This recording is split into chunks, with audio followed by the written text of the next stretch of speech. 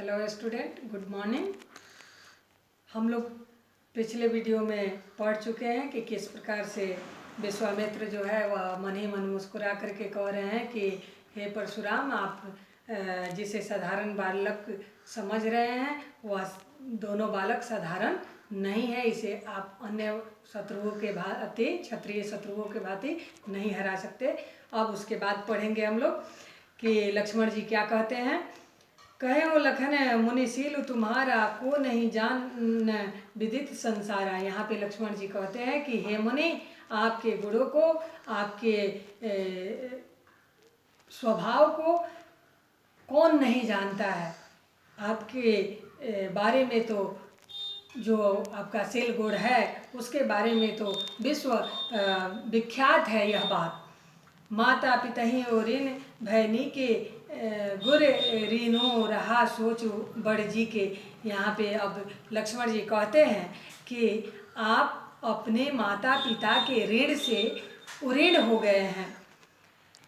गुरु ऋण रहा सोच बड़ जी के, और गुरु के ऋण से उऋण होना चाहते हैं।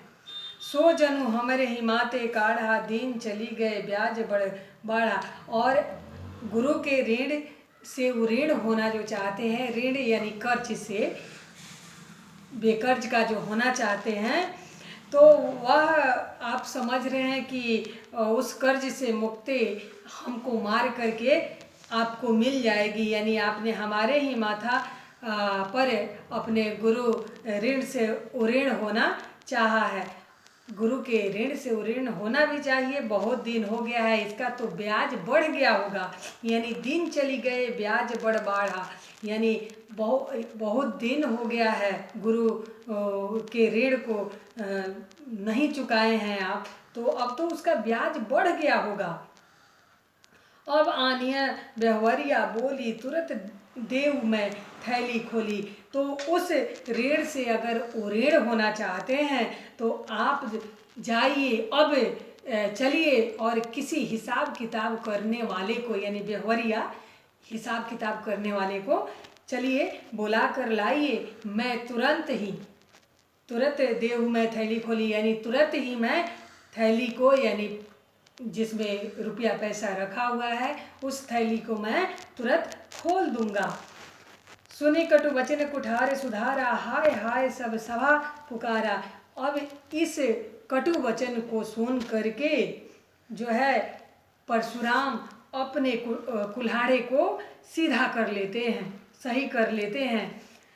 हाय हाय सब सभा पुकारा, और उस सभा में बैठे जो भी लोग हैं इस वचन को सुन करके हाय हाय की पुकार करने लगते हैं, ध्वनियाँ गूंजने लगती है।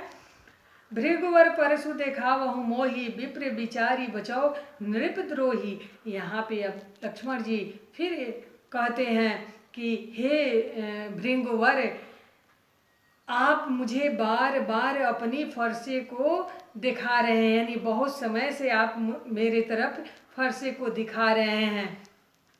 विप्र विचारी बचाओ नृपद्रोही, और मैं आपको विप्र यानी ब्राह्मण समझकर आपसे युद्ध करने से बचना चाहता हूँ, बच रहा हूँ।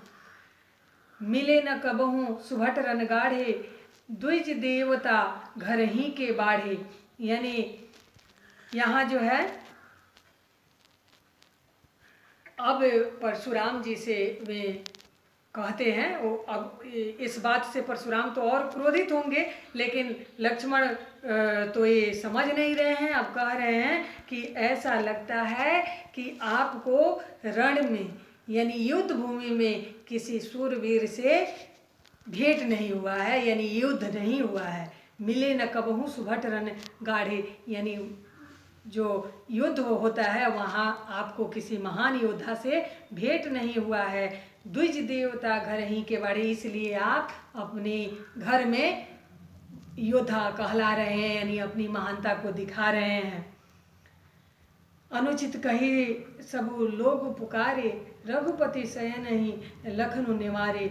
अब ऐसे बात को सुन करके कि आपको किसी महान योद्धा से अभी तक युद्ध नहीं हुआ और इसलिए आप अपने आप को महान योद्धा समझ रहे हैं। इस बात को सुन करके जो सभा में लोग बैठे हैं, राजाएं बैठे हैं, वे सब के सब जो है अनुचित इस बात को समझ रहे हैं और सब कोई पुकारने लग रहा है। इस बात को रघुपति से नहीं, लखनऊ निवारी इस बात को रघुपति यानी राम भी सुनते हैं और कहते हैं कि लखन की तरफ इशारे में कहते हैं कि नहीं, अपने पर तुम अपने मन को वश में करो, यानी अब तुम चुप हो जाओ। अब इसके बाद जो है दिया है, लखन उतर आहुति सरिसा भृंगुवर कोपु कृषानु बढ़त देखी जल सम बचना बोले रघुकुल भानु। अब लखन के इस आहुति के जैसा, आग के जैसा उत्तर देने दिए, आग के समान, आहुति के समान उत्तर दिए जाने पर जो है भृंगु वर कोपु यानी परशुराम जो है, भृंगुवर यानी परशुराम की क्रोध जो है और आग की तरह हो जाती है, यानी ज्वाला बन जाती है उनकी क्रोध। अब उस क्रोध को देखते हुए यानी लखन के उत्तर पर परशुराम का क्रोध जो है एक अग्नि का रूप ले लेता है, यानी बहुत ही उनमें क्रोधित हो जाते हैं और उनके क्रोध को बढ़ते हुए देखकर राम जो है बिल्कुल शीतल शांत जल के समान उनसे वचन बोलते हैं और उनको शांत करते हैं। तो इस प्रकार हम लोग का यह दूसरा अध्याय समाप्त होता है और अब इसका प्रश्न उत्तर है। तो प्रश्न उत्तर आप लोग नोटबुक में कीजिएगा, जो अभ्यास प्रश्न उत्तर है उसको कीजिएगा। अभ्यास का जितना भी प्रश्न है उसका उत्तर आप लोग देंगे। धन्यवाद।